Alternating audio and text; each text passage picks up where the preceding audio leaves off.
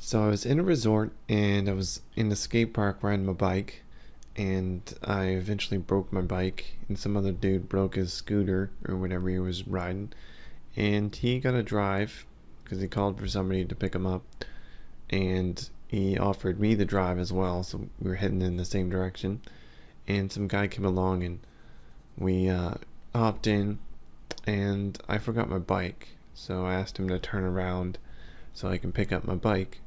And he was like, okay. And he turned around, and for some reason, he just kept driving. Like, there was no stop to it. It felt like forever. And he was driving erratically and doing weird maneuvers.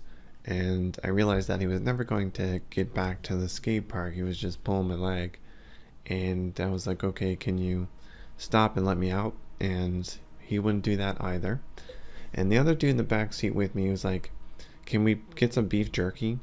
And the driver was like, okay.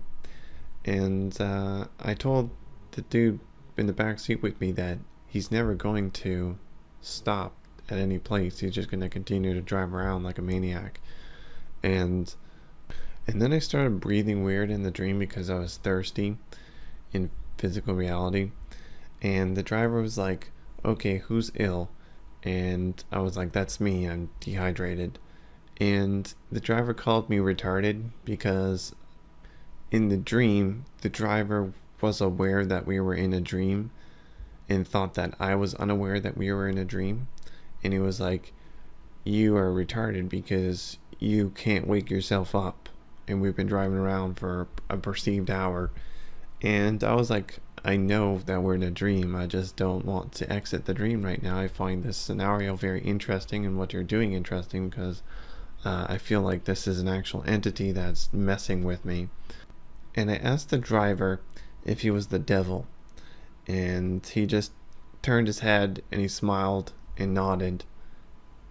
And then I asked him if we can be friends, because I like being friends with powerful beings. I know the devil's pretty powerful. I'm not going to jump to the conclusions that he has ill intentions. He may be immersing people in scenarios like this so that they know how to deal with these situations better in real life. You never know. I'm not going to judge this being based on what people say he is or it is. So I was like, can we be friends? I want to, get to know this character. He seems to play a significant role in existence right now. So I was like, let's be friends. And he just smiled and continued to drive on the wrong side of the road.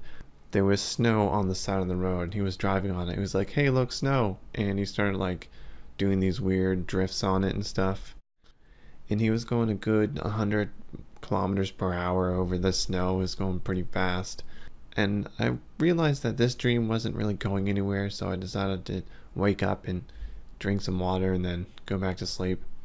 So what I did was I tore a hole in the roof of the car, jumped out, and landed on the road in front of the car, and then Hulk smashed it when it got to my location.